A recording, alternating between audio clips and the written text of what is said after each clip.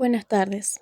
En el día de hoy, el equipo compuesto por Valeria Muñoz, Eugenia Correa y Hilary Fleitas va a presentar la vida y obra de Edgar Degas.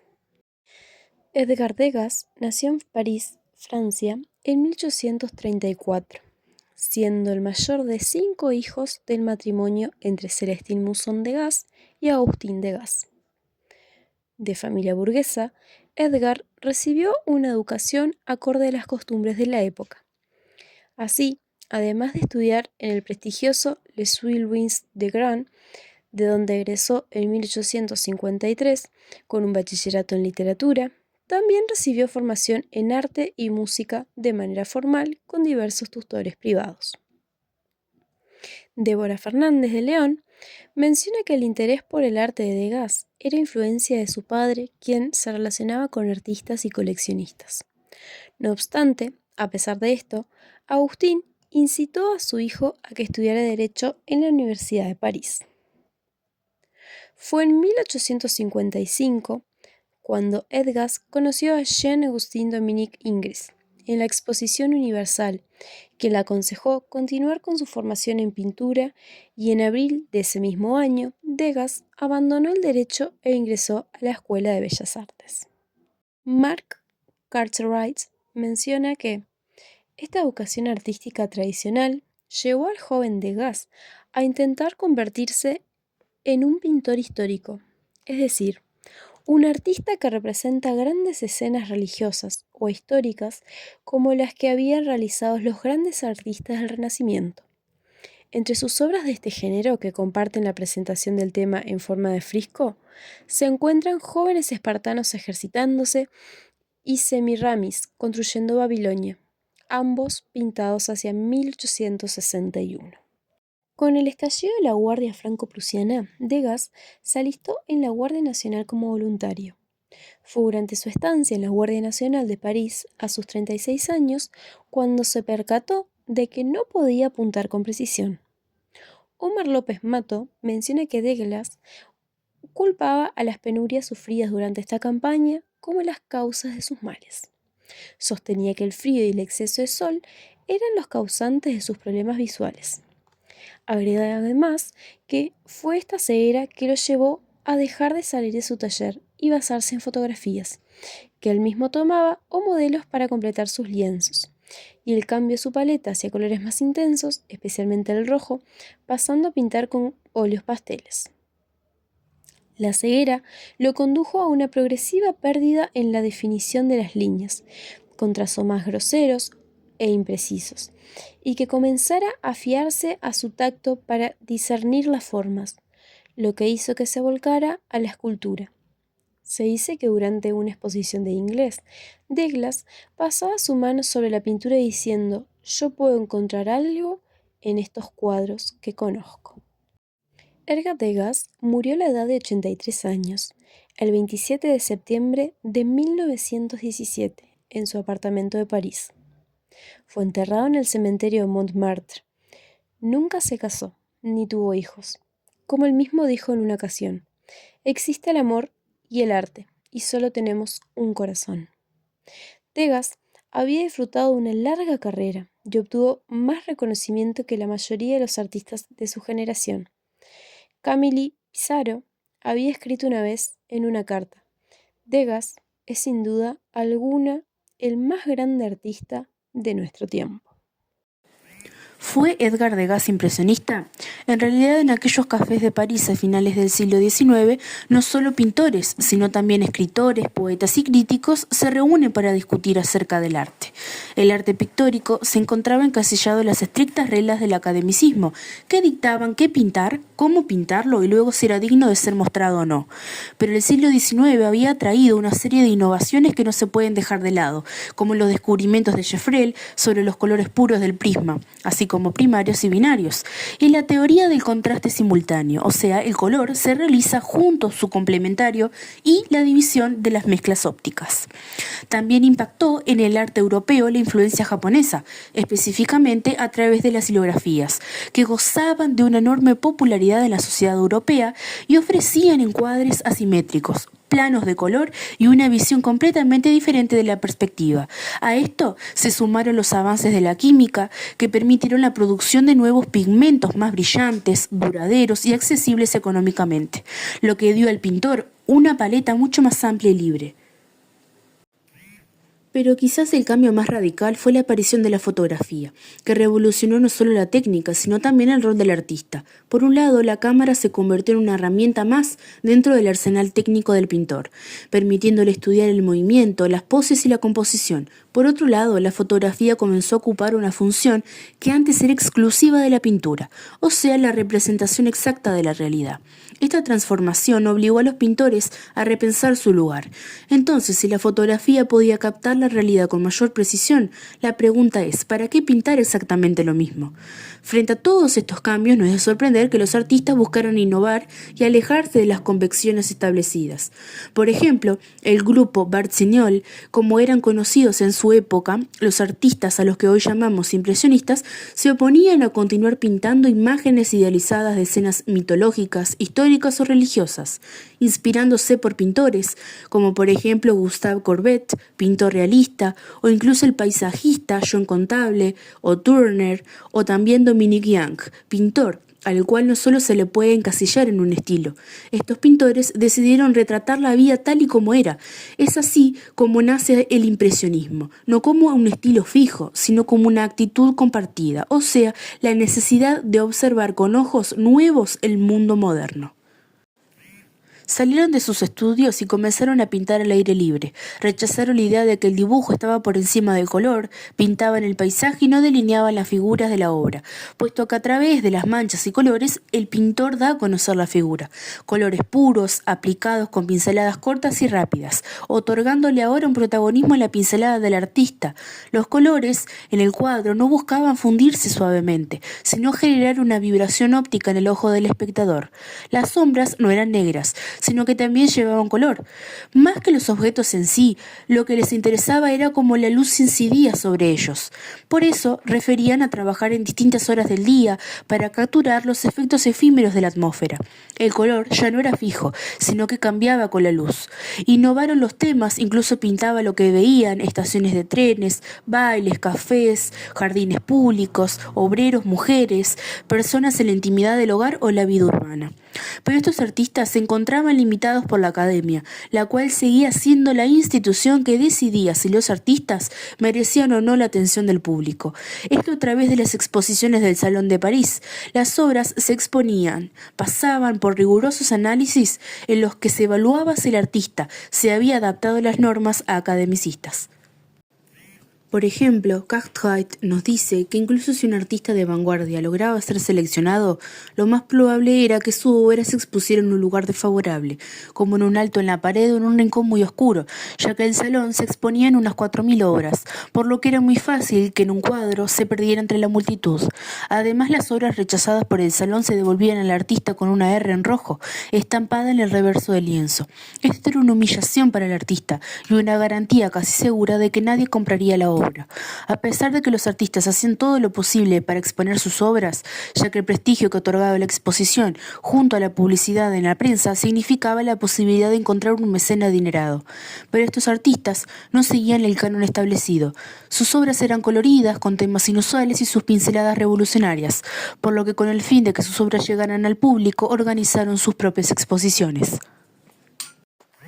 Degas fue pintor, escultor, grabador y fotógrafo. Su obra es tan extensa que, sin contar las esculturas ni fotografías, y solo clasificando su obra pictórica a partir de 1870 por su soporte, o sea, papel, lienzo, cartón, papel de calco y tablas, hay registros de 1555 obras. De las obras más antiguas que logramos hallar, que datan de 1853, seleccionamos el retrato de Germain Mousson, el retrato de su hermana Marguerite y el cuadro titulado Retrato del Niño de Azul. En 1854 pinta obras como Niños de Corazón, Retrato de un Niño y el paisaje de Valéry Sorsson. Degas era un perfeccionista y era muy difícil para él dar terminadas sus obras.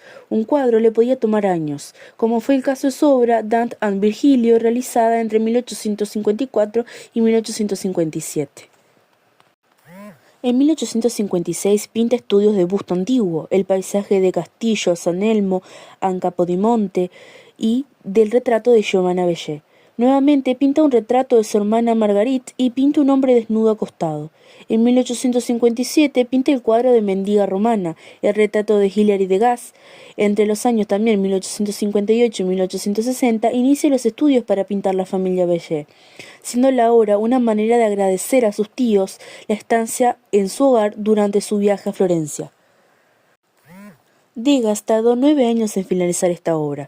Sospechamos que fue un proceso frustrante para el joven artista, pues en una de las cartas que su padre le dirigió encontramos las siguientes palabras: empiezas un cuadro tan grande el 29 de diciembre y crees haberlo terminado el 28 de febrero. Tenemos grandes dudas al respecto. Finalmente, si tengo un consejo que darte, es que lo hagas con calma y paciencia, porque de lo contrario te arriesgas a no terminarlo y a darle a tu tío Besh una buena razón para estar insatisfecho. El cuadro nos muestra una escena familiar, muestra a la tía paterna de Degas, Laura, junto a su esposo Genaro y sus dos hijas Giovanna y Julia, quienes tenían 7 y 10 años. En la página del Museo d'Orsay nos encontramos con la siguiente descripción de la obra. La madre impresiona por su dignidad y afirmación con autoridad algo rígida. En contraste con la figura del padre relativamente recogido, obra maestra que en los años de la juventud de Degas, el retrato evoca las tensiones familiares que alimentan cada uno de los personajes de su solicitud. El formato importante, los colores sobrios, los juegos estructurados de perspectivas abiertas, puertas, espejos, todo concurre para reforzar un clima de malestar. Sobre todo porque hay sugerencias de fuga, como fue el curioso perrito cortado fuera del marco. Solicitó la posición casi lúdica de la hija menor, con la pierna cruzada, contrasta con la gravedad de la atmósfera, mientras que su hermana mayor parece ser y prisionera de las convecciones de los adultos.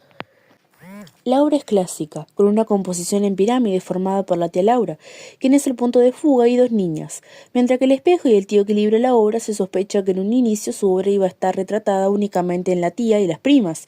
Se sabe que Degas no sentía ningún aprecio a su tío, debido a la asidua correspondencia que mantenía Degas con Laura. Sabemos que ella se encontraba insatisfecha con su vida matrimonial y en una de las cartas le pregunta a su sobrino: ¿tengo razón en ver siempre las cosas de negro? Describe a su esposo como un hombre con un carácter sumamente desagradable y deshonroso. Admite que tiene miedo de volverse loca, afirmando que vivir aquí con Genaro, cuyo detestable carácter ya conoce, y sé que tengo una ocupación seria en algo que le arrastraría a la tumba. Degas pinta a su tía y a sus primas con la intención de que resalten. Escribe sobre sus primas en uno de sus cuadros. La mayor es una auténtica belleza. La menor tiene el carácter de un diablillo y la bondad de un ángel. Las pintó con sus vestidos negros y sus delantales blancos, que las hacen encantadoras. Tengo varias ideas para el fondo. Me gustaría lograr cierta gracia natural junto a la nobleza que no llego a definir. Visten de luto, puesto que el padre de Laura, cuyo dibujo a tiza roja cuelga en la pared, hacía un poco que había muerto y ya se dirigía la mirada hacia su marido, pero se ignoran por completo. Es así como no hay comunicación entre ellos. Esta separación se ve reafirmada por las líneas del espejo y la pata de la mesa, que aíslan al padre de la familia, pero además le encorvan lo que contesta con la postura erguida de las tres mujeres. A pesar de la clara intención de separar a su tío de la familia y generar una conexión con el resto de la familia a través de los horizontales como la mesa y la chimenea, los colores predominantes son los amarillos, azules, marrones y negros. Hannah Carneiro menciona que esta combinación de colores crea un balance entre la calidez y la frialdad. El negro crea una conexión entre los 4 personajes, pero a su vez reafirma la distancia de la familia, al utilizar el negro en las ropas de Genaro, por ejemplo. El azul del fondo también tiene un fin que es remarcar la separación, puesto que resalta que los vestidos de luto, mientras Genaro se pierde en el fondo y oculto tras las enormes sillas. Degas logra dejar al personaje masculino completamente aislado, gracias a la manera en la que decide utilizar los colores. El hombre se encuentra fuera del ritmo y de la armonía de la obra, de la misma manera en la que ha sido aislado geométrica y especialmente. Se dice que para esta obra Degas se inspiró en los retratos familiares de la familia de Carlos IV. De Francisco de Goya, las meninas de Velázquez, incluso se llega a hablar de Jean Austin Dominic Ingres y su obra Retrato de la familia, de Lucien Bonaparte en 1815, aunque no hay fuentes que reafirmen que Degas haya visto este retrato de Ingres. Jean Box menciona que se encuentran similitudes obvias entre el dibujo grupal de Ingres y el de Degas, como es la posición de los personajes de ambos retratos, que parecen cumplir con la convención de un retrato grupal gracias a la geometría racionalizada, es decir, la inserción de triángulos contra un fondo rectilíneo. Entre 1857 y 1860 realiza nuevamente dos cuadros, de Dante y Virgilio, y nuevamente pinta Dante y a Virgilio en la entrada del infierno, un cuadro que inicia inmediatamente luego de haber finalizado su primera versión en el 57, y que compositivamente son muy similares, aunque hay una nueva selección de colores. Degas pintó también paisajes a pesar de su desaprecio por la pintura al aire libre. Exclama que si él fuera el gobierno tendría una brigada especial de gendarmes para vigilar a los artistas que pintaran paisajes de la naturaleza. O no se refiere a matar a nadie, solo una pequeña dosis de perdigones de vez en cuando, como una gran advertencia. A pesar de este rechazo a pintar a la naturaleza y sobre todo en la naturaleza, encontramos diversos cuadros de Degas, en los cuales la naturaleza es la protagonista. Cuadros de tamaños pequeños, cuyo soporte era el papel, y gran pegados a tablas por su presentación. Degas pinta los paisajes que vio durante las visitas a Nápoles, Roma y otros lugares, observadas con gran atención y pintadas con delicadeza, pero estas obras no estaban destinadas al público, eran creadas como materiales de estudio para su adaptación a otras obras. Por ejemplo, Alexander Adams escribe, su adaptación del paisaje como cuerpo sugiere que las formas, más que la luz y el color, eran su preocupación, y que estaba dispuesto a adaptarse para transformar los paisajes reales en imágenes más antropomórficas. Cabe preguntarse si quienes afirmaban que Degas tenía una buena memoria para el paisaje realmente comparaban el arte con lugares específicos. Lo más probable es que Degas sí tuviera una buena memoria visual, pero claramente lo importante era cómo se veía el recuerdo de la visita y cómo podía adaptarse al propósito del artista, no la veracidad del arte en comparación con la fuente. Así pues, bocetos de paisajes ejecutados in situ constituyen anomalías en la práctica de Degas y en su conjunto, pero son complementariamente congruentes con un joven artista de la época. Degas utilizó estas vistas de lugares legendarios de la historia y la cultura como fuentes para documentar, de la misma forma que dibujaba asiduamente pinturas de los antiguos maestros de los museos italianos. Degas tenía que usar el paisaje como un mero fondo para un tema complementario distinto, que era su verdadero interés. En la pintura temprana, como en la escena de la Edad Media, es evidente que Degas no tenía ningún vínculo con el paisaje, y que había prescindido de él por completo si hubiera tenido la oportunidad, y finalmente lo hizo. Fue solo un paso desde los jóvenes espartanos haciendo ejercicio en 1860 con un paisaje superficial hacia el retrato de Maud Michel en el ballet de la Sauce. Durante la década de 1860 encontramos entre sus obras las hermanas Giovanna y Giulia y Edouard Manet y su esposa. Ambas obras son pintadas en el mismo año, 1865, pero mientras que las hermanas Giovanna y Giulia Bellini, por sus colores oscuros y sus líneas más definidas, nos recuerda más a una obra academista, el cuadro del matrimonio Manet acerca mucho más al lenguaje impresionista, con una ejecución más suelta, mayor presencia del color y fondos apenas sugeridos. Podríamos decir que a Degas le interesa tres cosas: el movimiento, el color y el cuerpo humano. Débora Fernández habla de la fascinación por las carreras a caballo que tenía Degas, ya que las carreras a caballo eran una actividad muy popular a mitad del siglo XIX, siendo el hipódromo un lugar de gran vida social. Uno de los pintores de caballos más perfectos que jamás hayan existido, escribió el crítico de Camille Mulcler en Los Impresionistas de 1904. Degas reúne grupos originales de caballos que se pueden ver en movimiento, vacilantes e intensamente vivos. A lo largo del tiempo, Degas ha sido escrito como un burgués. También pintó a mujeres planchando, bañándose. También pintó a prostitutas y bailarinas de ballet, ya que en su época fue criticado por sus pinturas, pues estas mujeres no eran para la sociedad mujeres decentes. En la época que fueron presentadas estas obras, se acusó al pintor de retratar prostitutas. Las bañistas no muestran el rostro, pero ¿qué mujer decente se dejaría pintar así? Además de que por regulaciones sanitarias en París se le exigía a las mujeres que ejercían el trabajo sexual que se bañaran con mucha más frecuencia. Las personas de la época no entendían por qué estas figuras tan humildes debían aparecer en las obras de arte, lo que consideraban vulgar, y no querían presenciar tal degradación. Muchos los acusaban de voyeristas, otros hablaban de que sus obras colocaban al espectador en el papel de voyerista. Grisela Pollock escribe: como espectadora me veo obligada a adoptar la posición sádica masculina que se me ofrece y a representar simbólicamente la violencia de las representaciones de Degas, o a identificarse masoquistamente con los cuerpos extrañamente esposados y cruelmente dibujados, que en el intercambio social el degrado y abuso y que la práctica estética castigó y torturó. Degas no negó su misoginia, afirmando que, quizás con demasiada frecuencia, él consideraba a la mujer como un animal. Pero Degas, gracias a su posición económica, pintaba lo que él deseaba, a diferencia de otros impresionistas. Él no necesitaba vender sus obras para sobrevivir. Al pintar mujeres no perseguía la sensualidad ni el erotismo en su obra. Degas buscaba pintar la intimidad y la cotidianidad. Muchos de sus personajes están inmersos en su mundo y no tienen contacto con el espectador. Degas pretendía que las miráramos como a través de una cerradura, un gesto que encarna la introspección y el realismo clínico en lugar de exposición sensual. Es a partir de la década del 60 en la que la fotografía pasa a ser un recurso más en la pintura de Degas. En un artículo escrito por Carlos Barbosa Vargas, El ojo fotográfico de Degas en la MoMA de New York, el autor menciona que la fotografía le permite hacer composiciones descentralizadas. Degas es el primero que comienza a introducir en la pintura esta forma de componer, toda una revolución. Los primeros dibujos de Degas basados en la fotografía son Mujeres con Miriñaque, de 1860, donde anotó, dice, der fotos. También un retrato de su hermano copiando de foto y un autorretrato suyo. Su interés por las fotos que tal, a partir de 1880, Degas se dedicó casi exclusivamente a tomar fotos. Aunque para nosotros hoy las fotos tomadas por Degas tienen un valor artístico en sí, para sus herederos estas fotos solo eran un medio para lograr la verdadera obra, por lo que se le perdieron muchas de sus fotos. Imposible no mencionar al hablar de la obra de Degas sobre las bailarinas de ballet a las que Degas inmortalizó a través de pinturas, dibujos, fotografías y esculturas. Además de la mitad de sus obras pictóricas son sobre bailarinas de ballet, habiendo un registro de 1500 obras únicamente de ese tema. El ballet en el siglo XIX no era como lo conocemos hoy. La evolución que ha tenido no ha sido solo en la técnica, sino también en el papel social que cumple. Hoy el ballet es visto como un sinónimo de cultura, refinamiento y disciplina, asociado a las bailarinas con la elegancia, el sacrificio y el arte.